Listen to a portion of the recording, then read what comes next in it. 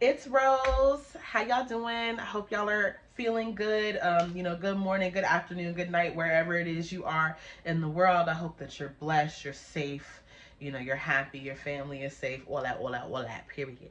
For those of you guys who don't know me, I am a music journalist and cultural critic and sort of like a hot taker. I sit around on my keyboard and I mumble and cackle about the motherfucking, artists that I love. Um, Period. I kind of have generated a little bit more projects on Twitter. I really, really love the Twitter Spaces platform, and I've spent the last year or so doing spaces over there and starting conversations about music. And I'm wanting to transition over to YouTube a little bit more. It's a medium that I've always really wanted to take on. I don't have all the equipment I'd like yet, so I'm a headset hottie today, but definitely expect for me to use this channel a little bit more for music musings that I maybe might not need a space for, might be a little bit too long for Twitter, maybe some video essays, you never know, we can get into over in the Rose Garden. So please go ahead and give me a subscribe, a like, leave a comment, all that good shit. You hear me? One thing about me is I am a lamb, and I sit on Twitter and talk about Mariah Carey. So one thing about Rose, the elusive Shantussi, is that I really, really love Mariah Carey. It is a well-known fact about me. My bosses know it, my coworkers know it, my friends, my family. It's kind of a thing. And I follow a lot of lambs on social media across Instagram and Twitter. Mariah Carey has a really strong and thriving fan community, and they support her down. And I love to get my fill of Mariah Carey content and updates and just discourse. And so I was scrolling around earlier, and I came across this tweet from my mutual Jay Lamley. I'll insert the tweet here, but he was just kind of talking about, pretty much it's really dope that Don't Forget About Us is Mariah Carey's 17th #1 hit. And I quoted it and I was like, don't whack me, but this is kind of my favorite #1, like arguably my favorite #1 of hers. And he was like, I agree. And he said some other things. I'll leave it to him to make his own ranking. But it made me sit and think about how I've never really sat and thought about my favorite Mariah Carey #1s. I've definitely ranked her albums just for funsies. And I've definitely thought through like what my top 5, top 10 favorite songs are. But I've never really put any deliberate thought into how I would rank her #1s based on my personal taste and my personal, listening habits. Until today. And I was like, you know what, that would be really fun to like rank my Mariah Carey #1s. And I was like, how am I gonna do that? When I was thinking through how I would rank Mariah Carey's #1 singles, which if you didn't know, she has 19, which is very much a sizable collection of #1s to actually rank. She's the solo female artist with the most #1s, and I think she is second in general only to the Beatles. So really very much mother is coming with the hits. But when I was thinking about how I would want to rank Mariah Carey's #1 hits, instead of making a list of 19 songs and trying to drag and drop and sort, I figured it would be a little bit easier and also a little bit simpler to rank, to do a tier ranking. So I went on ahead and built one. I'll go ahead and drop that right here, and I'll put the link for the template in the description box in the down below. But yeah, I figured why not make a tier ranking that way, instead of having to feel like one is my most favorite and one is my least favorite. I mean, they're all hits after all, so they're all good. But instead of having to think about which one was my most and least favorite and having to mince hairs, I like this verse better than this one, I don't like the bridge, that's really silly. I figured I would break it down into 5 categories that I could, sort of shuffle and arrange my favorite, my Mariah Carey songs to. This tier ranking has 5 tiers, and I'm going to go ahead and break them down for you from top to bottom. So the top tier, so this is going to be your favorite #1s. This is Went Diamond in my household. Obviously these are all #1 hits. These are some of these are record-breaking #1 hits. Some of them were #1 hits for several weeks. So again, they're all hits, but this one in particular went diamond for me. I play it in my car, I play it in my house, I never skip it. It has become a part of my identity as a lamb, and it's inseparable from my relationship with Mariah Carey. That's kind of what Went Diamond in my household is really all about. We've got the tier right below that, which is a hit that stick like grits. So it might not be your favorite. You know, sometimes you might not necessarily be in the mood, but like generally you love the song. It is a hit. It's a rightful number one. You know, you live for it, but you know, it might not be as, you know, much of a favorite as the Went Diamond in My Household tier. At the middle tier, which is I Can't Make It Not Bop, which is sort of for those songs that you're in the middle about. Obviously, again, these are all hits. I'm going to keep saying it because, you know, let's all work hard. She worked hard for 19 number ones. But yeah, they're all hits. Again, they're all good in their own right, and you can't make them not bop. You can't say that they're not good songs, but these just kind of aren't, you know, aren't necessarily for you. It's kind of the songs where like, you know, if they're playing, you're not going to skip them. Or, you know, in conversation about Mariah Carey, you might like go up for these songs because you can't make them not bop, but they might not necessarily be the songs that you're spinning on an everyday basis. This might be a controversial category, but I think it's interesting to think about because, again, these songs are so ubiquitous. It might not even be that you don't like the song. It might be that you just heard it too many times, or, you know, it reminds you of a memory. You know, a lot of these are breakup songs or love songs. So, you know, they just might not be songs that you gravitate towards, but you can't make them not bop. So that's the middle tier. Then we've got the penultimate moment. This is for the nostalgia, which is sort of a reference to Mariah Carey's like canon.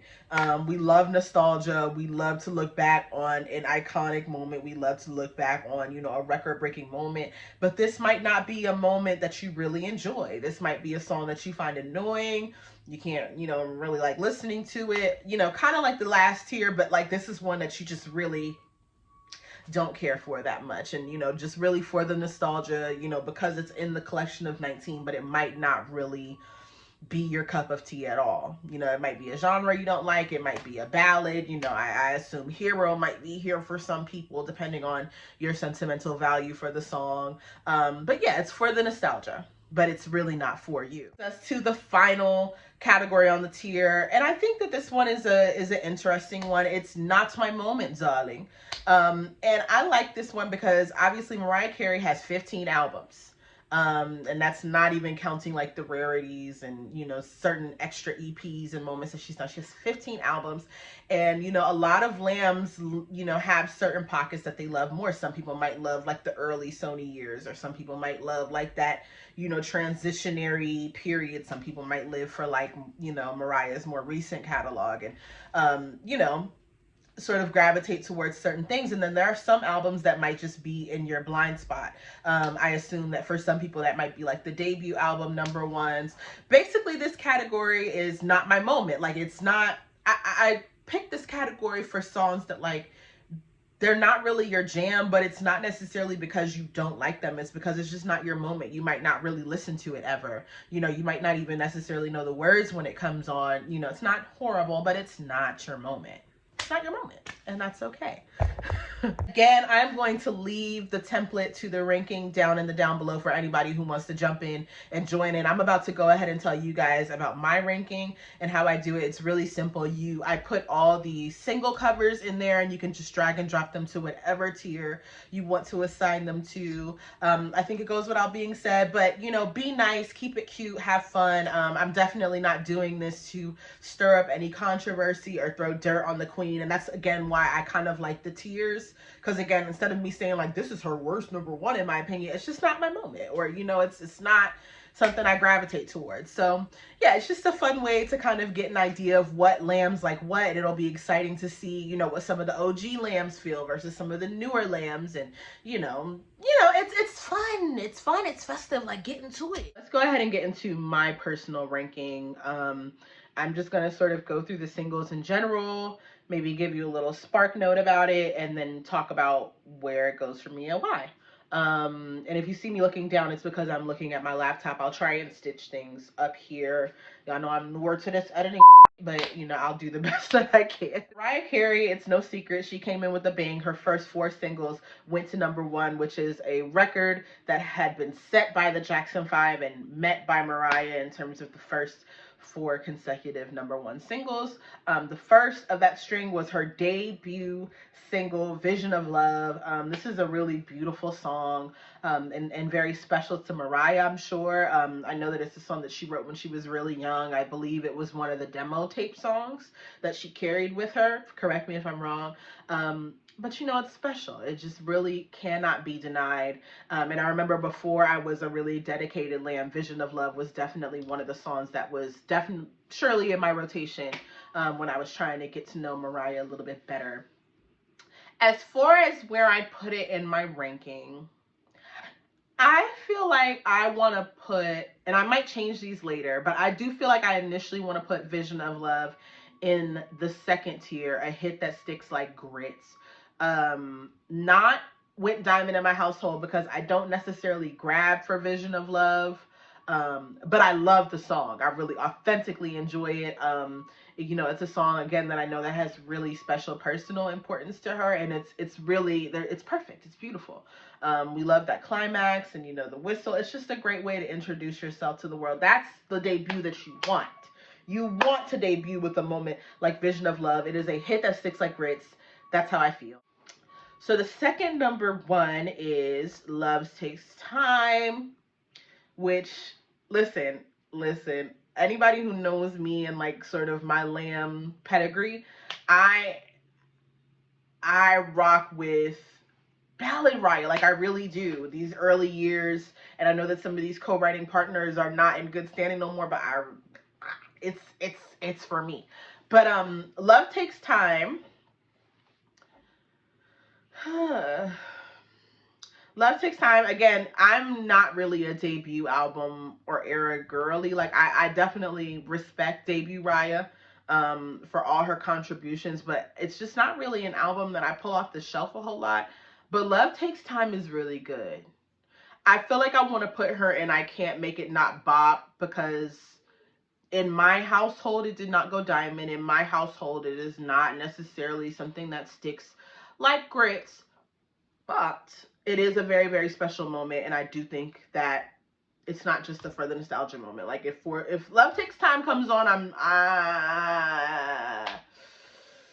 it depends on my mood. I can't make it not pop though. From debut Raya era, on our tier ranker is Someday, which is a more New Jack Swing oriented moment, upbeat moment from the debut album. Again, I'm not gonna sit here and pretend I'm a debut girly.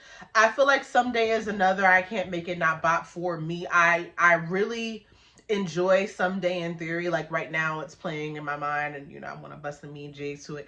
But again, just on an album that I don't really gravitate towards, and I would be really sitting here lying to you if I said that, you know, it was something that I was spinning really heavy. So I'm gonna put it in I Can't Make It Not Bop because again, it you know it's swingy, it's good, and I always loved the music video with young Raya and you know the moment that they remade with Roro, but you know.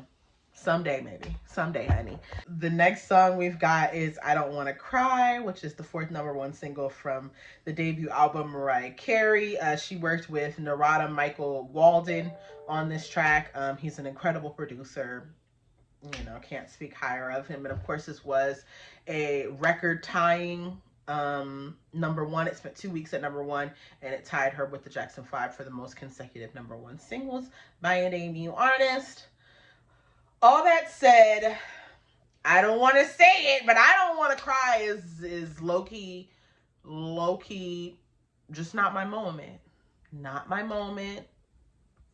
Not even for the nostalgia. And if I'm not mistaken, I feel like Mariah talked about this song in an interview and was like, I don't even know if I remember the words or something like that. Like, it's not my moment. You know, like I said, like with Love Takes Time and Someday, I definitely appreciate and like those songs. Like I said, if they were on and I'm just in a, you know, a Mariah binging mood, I'm going to let them play. I might not grab for them, but like, I Don't Want to Cry. I don't know. I don't really know her. And that's okay. She's my first, not my moment. So next We have the debut single from Mariah Carey's second album, Emotions, title track, classic record. I remember I first got into Emotions when I was in high school, before I was a dedicated lamb, when I was just trying to get my bearings about who Mariah Carey was and what her career was. I remember I Googled what song shows off Mariah Carey's whistle notes, and I found a Yahoo Answers thread where people definitely pointed towards Emotion, and I downloaded it. It was definitely one of those early Mariah Carey songs that I was spinning pretty often, and I honestly think I'm gonna put Emotions, which is a record-breaking fifth number one consecutive single. She tied with I Don't Want to Cry, and she broke the record with Emotions. Emotions is a tough one. And like I said, I might go back and change these. I feel like my top tier is going to be very end of her career heavy. I do feel like I definitely am tempted to put this track in. Go ahead and put Emotions in a hit that sticks like grits. I really enjoy Emotions, like genuinely deep down. You know, I feel good, I feel nice, I never felt so good inside. You feel me? It's really that girl. Like I said, I really do think that my top, you know, went diamond in my household is definitely gonna be later Raya heavy. So I just don't, like, again, I don't think I play Emotions enough on the reg to put her in the top tier, but she definitely is the moment, and there are plenty of moments where I really am feeling emotions deeper than I ever dreamed of. So that's where I put her. She's a hit that sticks like grits. The next track is I'll Be There featuring Trey Lorenz, Jackson 5 this, Jackson 5 that, Jackson 5 this, Jackson 5 that. Her sixth number one was a cover of I'll Be There, recorded at the classic Unplugged performance that she did. It is a duet with her good friend, background vocalist, fellow R&B artist Trey Lorenz, who is a phenomenal talent. This was nominated for Best R&B Duo or Group with Vocal at the Grammys, and it was the number one for 2 weeks.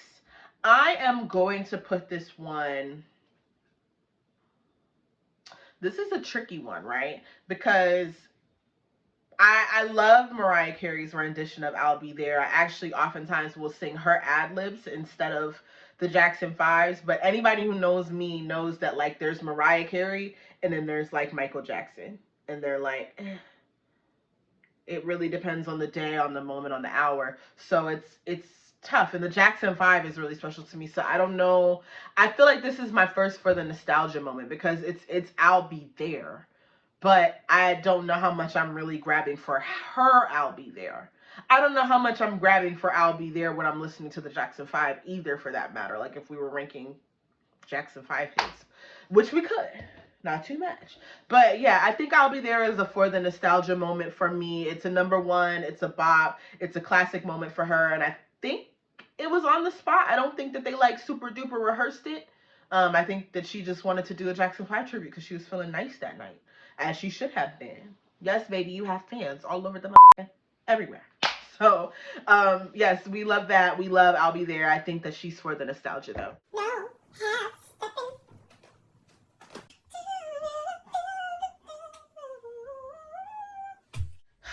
All right, let's talk about Dream Lover. This is, as of whenever this article that I'm using as my reference point it was published, it is her biggest hit single to date, which is, like, surprising to me. Definitely was, this article wasn't written after, this article was written before All I Want for Christmas Is You went to number one, so it's still tracking as 18. I don't know. I didn't know that. But Dream Lover is the lead single from Snoozing Box. I will not elaborate. It is the lead single from Music Box.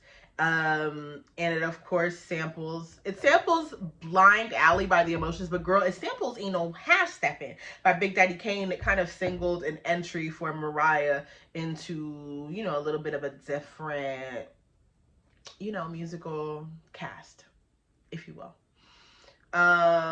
It also spent 8 weeks at number one. So, but Dream Lover is not my girl like that. She's just not. Like, I will enjoy it. I'll do a little tip in my chair if it comes on. I have a friend who's done it at karaoke, and I will definitely cheer him on.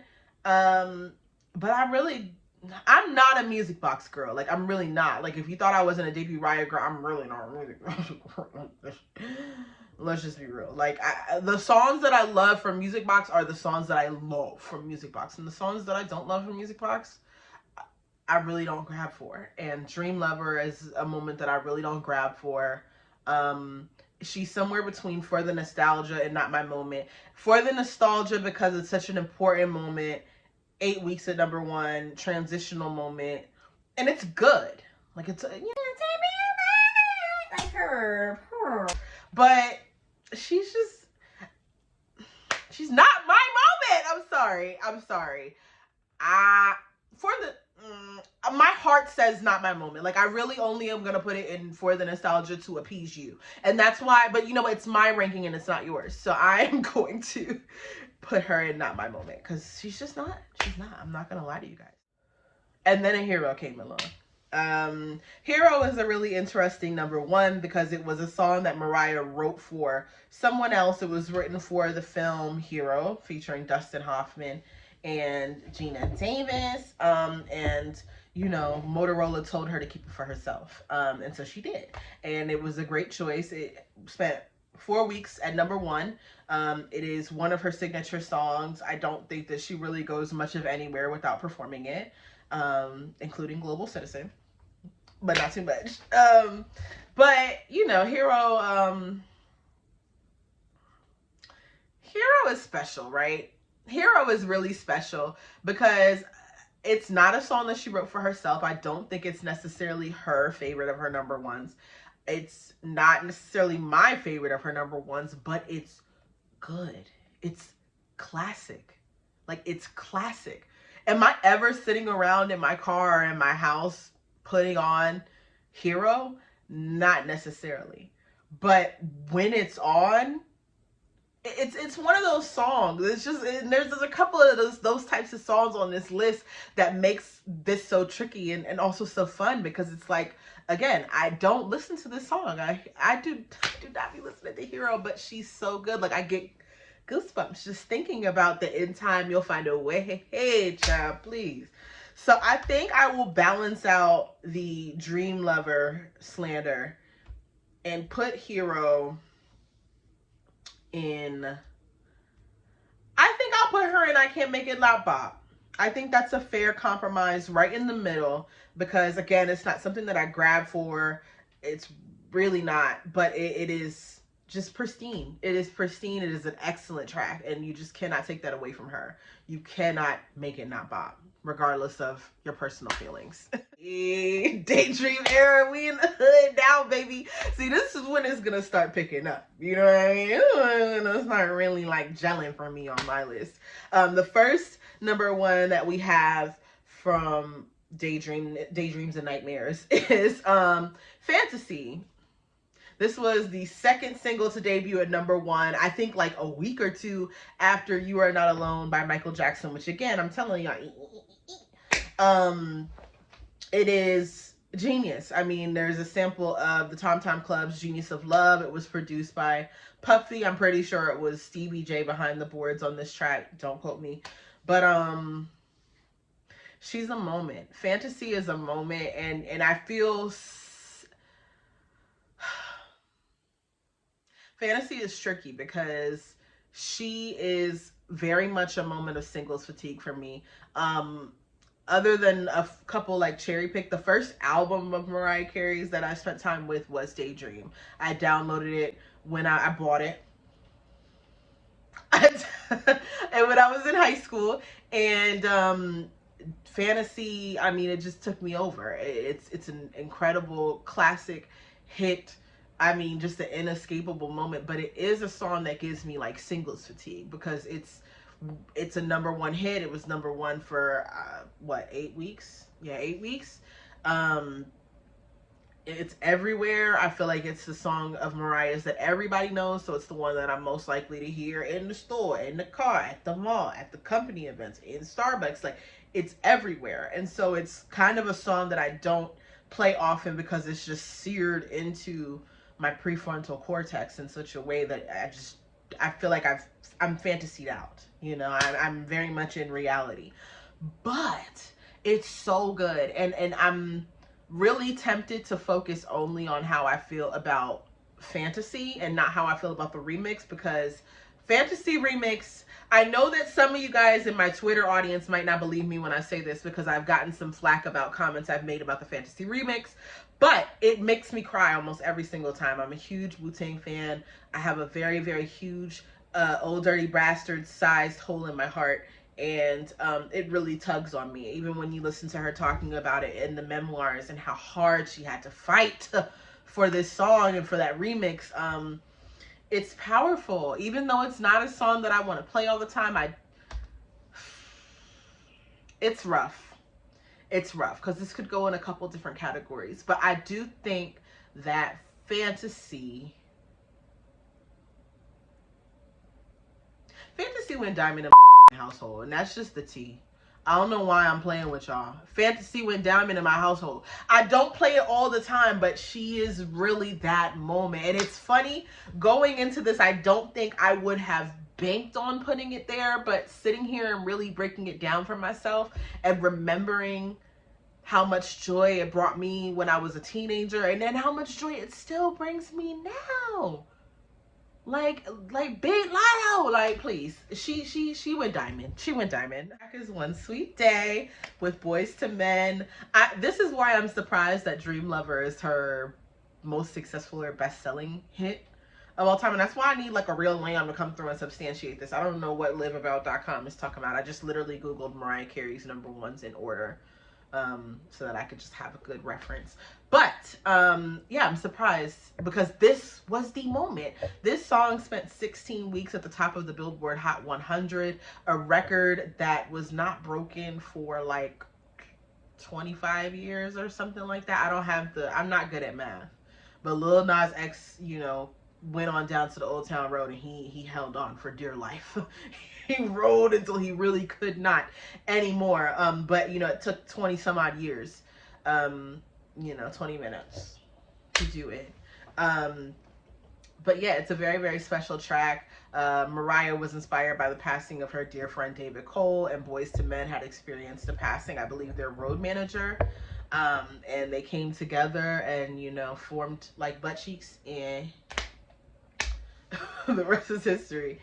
One Sweet Day, I really, really do enjoy. It's a novelty song of sorts.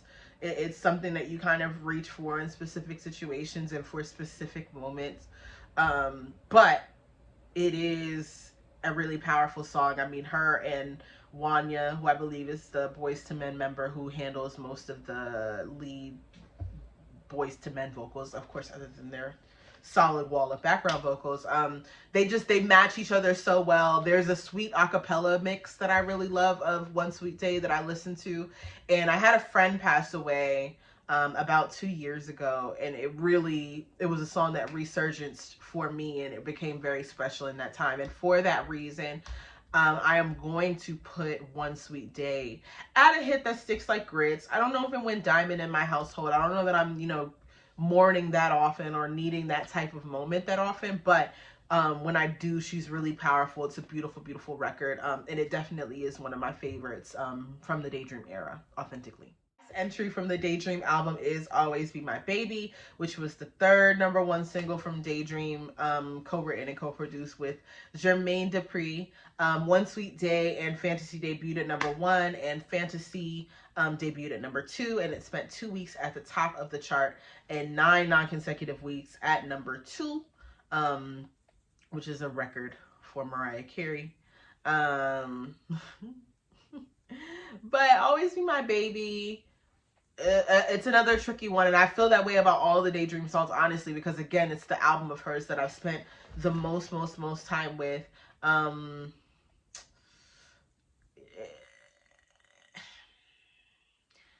Because, like, I remember, again, I'm remembering high school. I remember on a road trip, we went to New York for a chorus trip, and they were playing music over the bus speakers, and I remember Always Be My Baby came on, or we might have been listening to it in our seats, I don't know, but I just know that it came on and I knew all the words and all the ad-libs. Like, you know, my friends, you know, 90s babies, late 90s babies are, you know, carrying on, you know, you'll always be a part of me. But when I'm getting into the you and I, no, what you talking about? Like, every single one, hitting every single line, I just remember them being like, oh, like, this is really your song like that. Yeah, like that. It's like that, y'all. A song that should be on this list. But Always Be My Baby, it's a hit that sticks like grits. I'm gonna be fair. Again, I think Daydream takes a lot of priority for me because it is the earliest album. But I feel like putting Always Be My Baby any lower would just be pure hateration. And like I said, I think it's just an oversaturation thing. I feel the same way about songs like Billie Jean and Beat It and Thriller, or like Single Ladies and Crazy in Love. It's like songs that you just heard so many times that they're not bad at all. And when you sit and weigh them like this, they really do hold up. They really do stick like grits, but not necessarily a song that I'm personally putting on very often. But I do love the So So Def remix with Debrat and Escape on background vocals. I will put that on a little more often. That's another thing about Mariah Carey's #1 hits. They really are the gifts that keep on giving. And even if I'm not necessarily listening to the original version, I mean, all three of the Daydream songs I just named remixes that probably mean more to me than the original, but I digress. Let's move on. I'm going on a tangent. Oh, we are in the Butterfly era. Oh, well,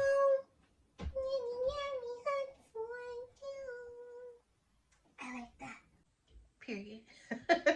Honey was a moment. You know, this was the lead single from Butterfly, which is Mariah Carey's magnum opus. It's one of her best albums, I believe. She considers it to be her favorite of her whole discography, and it's definitely a fan favorite. Just turned 25 minutes old. Anyway, Honey is another controversial #1 for me because I can't make her not bop. I'm not a really big fan of Honey. I think I'm a little bit biased right now because, again, the anniversary just passed, and so she just released like the behind the scenes of the music video documentary, and I really love the Bad Boy remix, again, the remixes, but Honey has just never really been a song that I gravitate towards. Like, it's just not. It's just not. I can't make it not bop, but I don't think it's a hit that sticks like grits for me. For me. And that might be controversial. But yeah, I'm just not really a big Honey girl. I don't know what it is about her, because it's a bop and it should be one of my favorites, because I mean, it's a Bad Boy record. It sounds very much like Shiny Suits 1997. I love the music video, the remix video with, you know, Jadakiss and Mace and her just dancing. I love Mariah when she goes to the hood, and I shouldn't even say goes to the hood. Like, I just love seeing her around her contemporaries and feeling comfortable, which I don't think is something that we were able to see from her before that. A lot of times she was locked up in Sing Sing in her glass tower and Vision of Love by herself. You know, seeing her just have fun and dance is definitely a moment. I can't make it not bop, but I also, if this is my personal ranking, it's not getting any higher than that, if I'm gonna be honest. My all. Okay, she felt rock on. Maria Nunez came to play. My all is an incredible record. It really is. Like I said earlier, I am a Walter A stan, low key, and I really love a lot of the ballads that she did with him, especially in like this I feel like they really like was going for the money with this last album. I think he might have like had like very poquito influence on Rainbow, but like this was really like their last motherfucking, and they went for it. But you know, My All is an incredible record. The memoir gave it so much more context, and lyrically it's so strong, and vocally it's so strong. My All though, my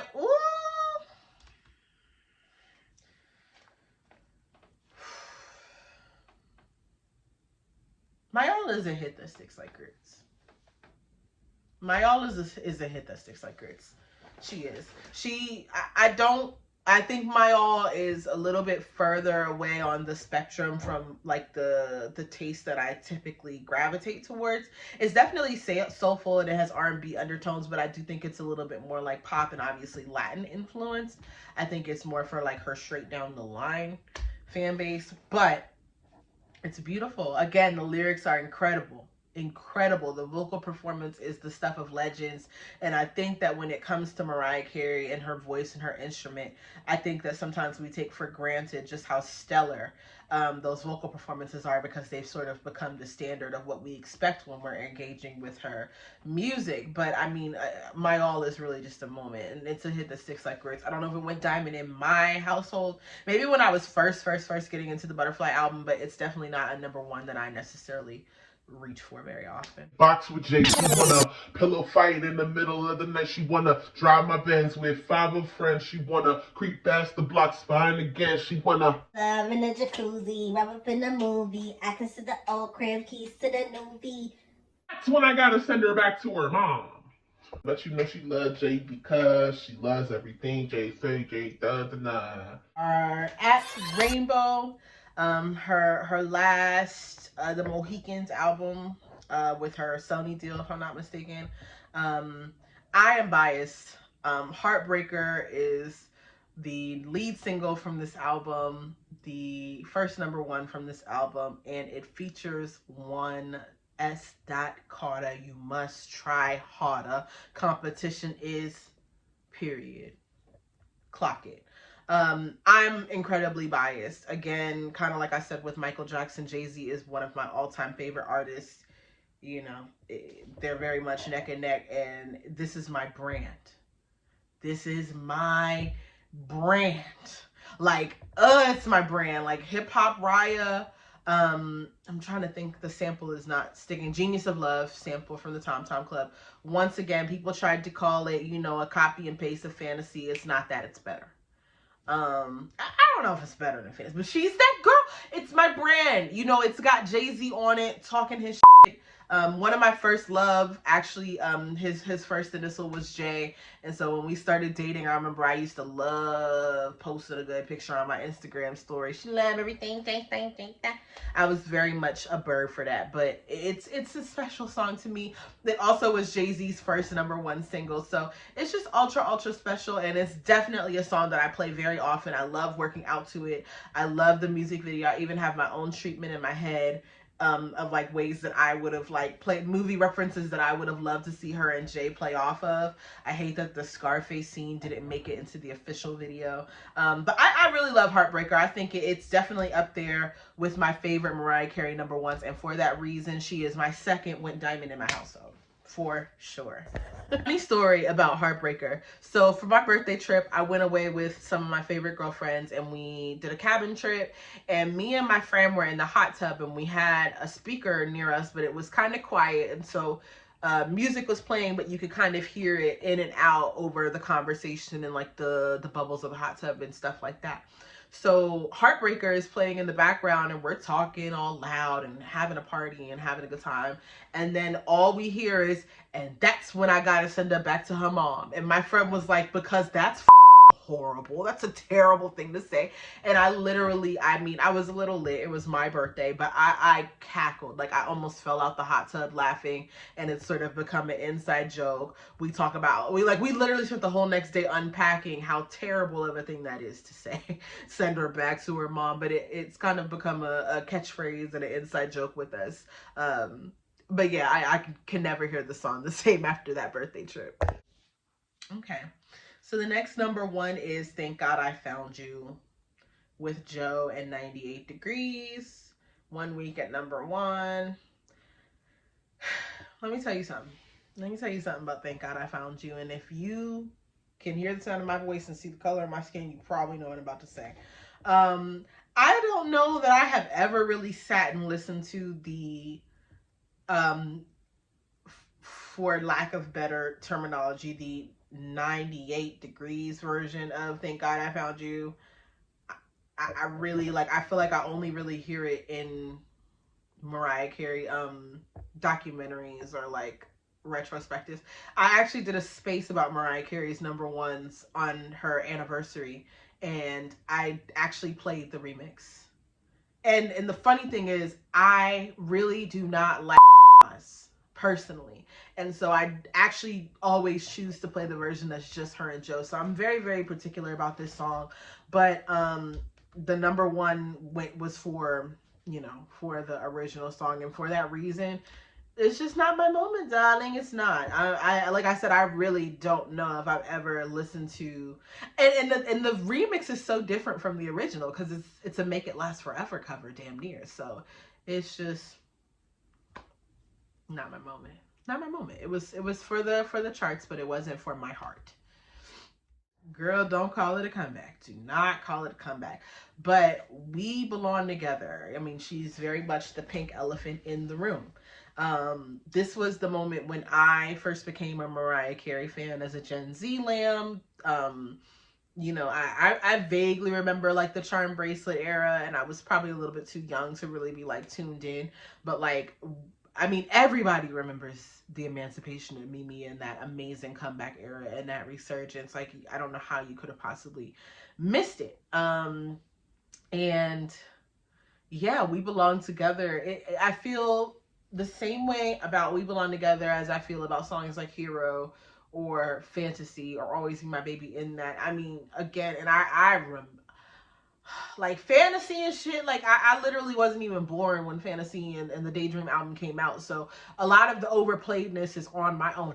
I was there and present and seated when We Belong Together came out, and you could not go anywhere. It was number one for 14 weeks. 14 weeks, and I mean it stuck. And I actually think that's where I'm gonna put it, like a hit that sticks like grits. But like, it's hard. It's really, really, really, really hard because it's kind of like Hero. It's kind of like Fantasy. It's kind of like Always Be My Baby, where it is just undeniable. This was part of the conversation that Jay Lambley and I were having about just how, you know, We Belong Together versus the next song I'm going to talk about. But it's like, We Belong Together ain't no hoe. Like, she's not sweet. She's so good.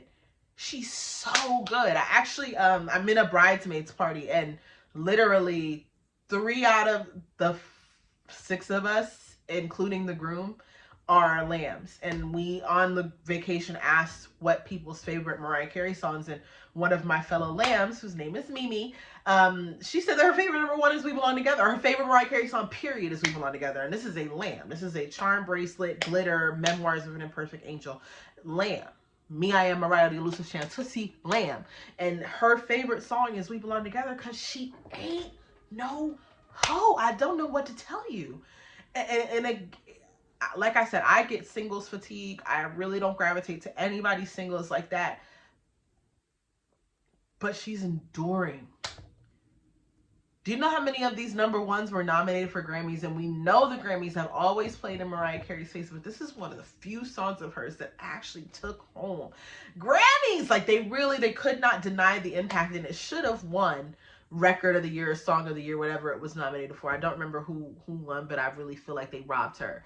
Again, as usual. But We Belong Together, I don't know. It's like, based on how much I play it on a day-to-day, weekly, monthly basis, I think it would be a hit that sticks like grits. But just based on my life story, it went diamond in my household. I don't know.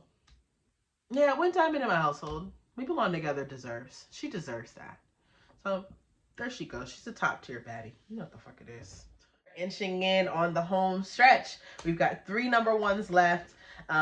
This next one, again, is the reason why we're here. It is Don't Forget About Us, the second number one from the Emancipation Mimi. Fun fact, Shake It Off was a number 2 single. It was blocked by We Belong Together. So that would have been another number 1 if she was not number 1 at that time, which is nuts to me. And I think that's a record also. Or I don't think it's a record, but or she's the first. I don't know. The lambs will definitely let me know. But Don't Forget About Us is really one of my favorite Mariah Carey songs. I don't really have to think too much about it. Don't Forget About Us went diamond in my household. Like, I love Don't Forget About Us, and I've always said that I think she is one of my favorite of her number ones. Just so well written. I love the conversation of it all. And one thing about Mariah is that she's really good at writing a song about like missing your ex. I actually went through a breakup and my therapist was like, stop listening to Mariah and Mary and shit because you're literally going to wind up outside of this man's door.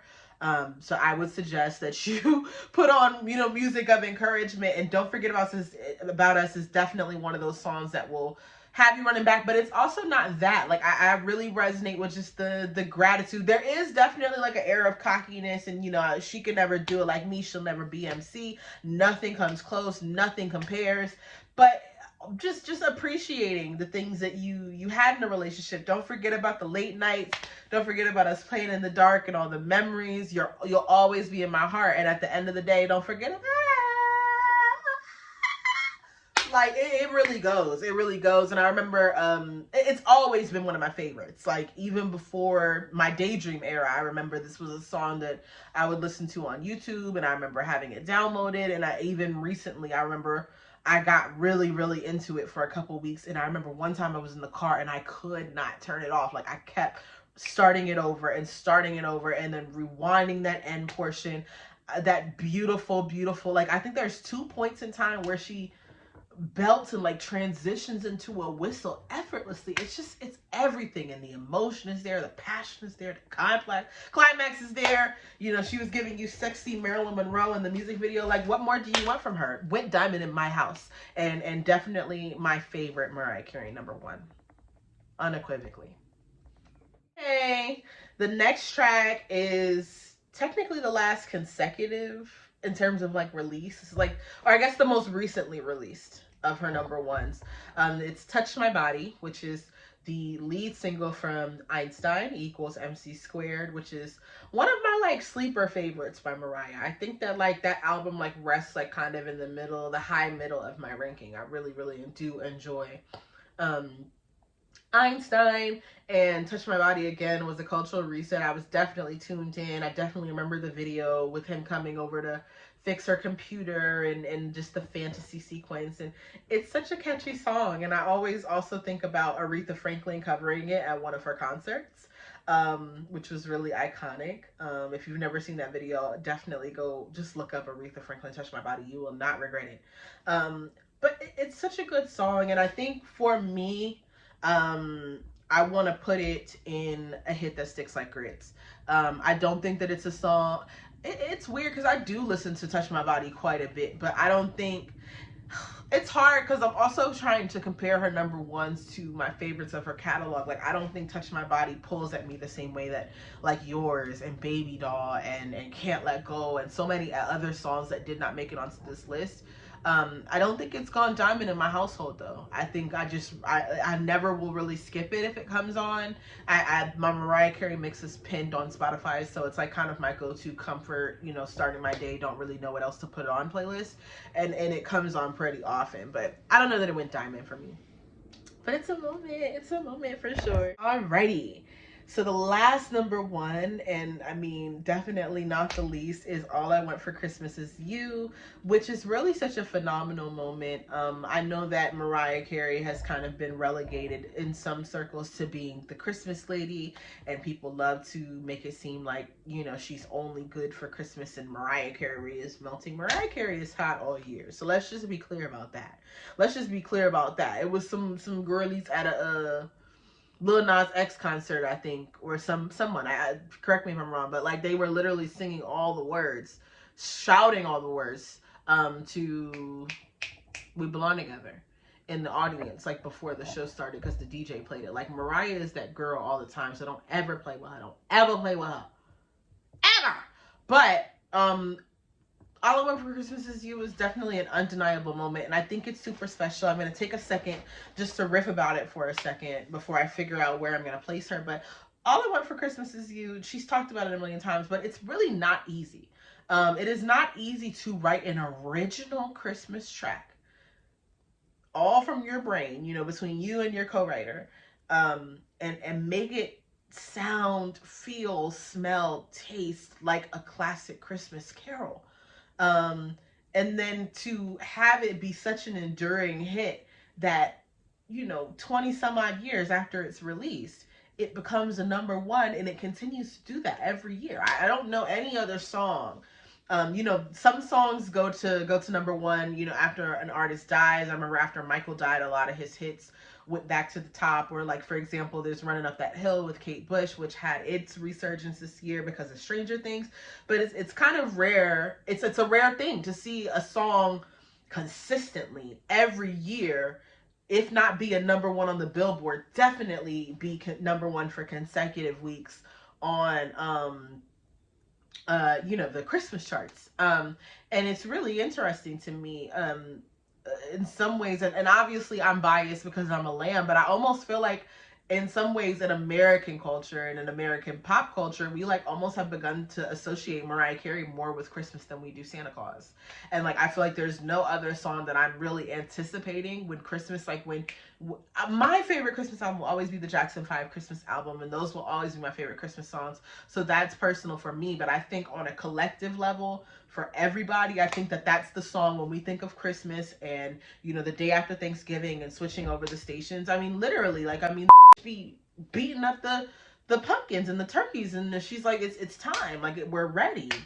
So I don't know, I really do love the Christmas moment, and I will admit that Mariah really embracing Christmas and making it a part of her brand has actually made it a little bit more special for me over the years. I've always really gotten into the moment of it all, but you know, like for example, even last year with like the Mariah menu, if you went and got certain stuff, you'd get like a Mariah t-shirt or hat, or you know, just the specials that she's been doing and stuff like that. It really makes it a special time if you're a fan of Mariah's, and you know, even if you just love Christmas, I think it just makes the season all around better.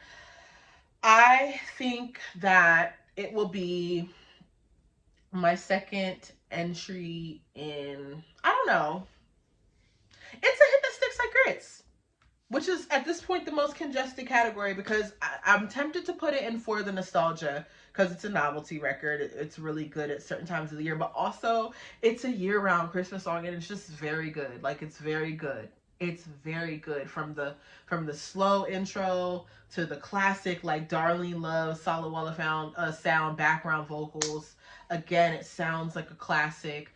I don't, again, I can't think of anything else like it, where just every year it's a moment. I mean, how many people have made Christmas albums? How many people have released Christmas singles?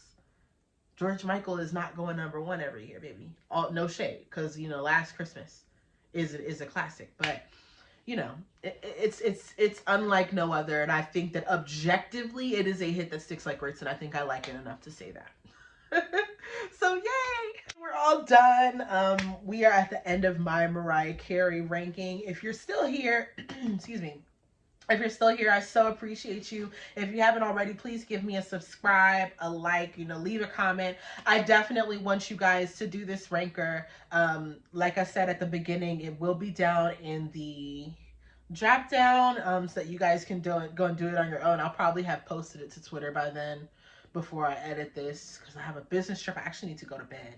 But this was really a lot of fun. Just to sort of look at what I've got here.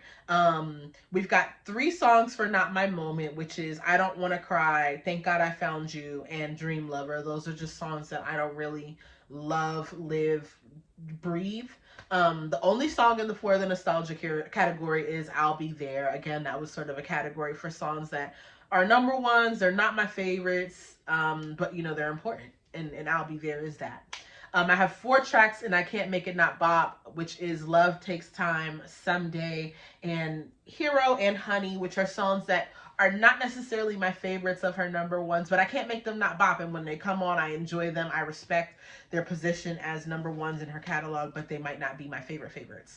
The most loaded category is a hit that sticks like grits, with Vision of Love, Emotions, One Sweet Day, Always Be My Baby, My All, Touch My Body, and All I Want for Christmas Is You. These are just songs that are, you know, they're great number ones. They might not be my favorites of her number ones, but you know, you cannot deny them.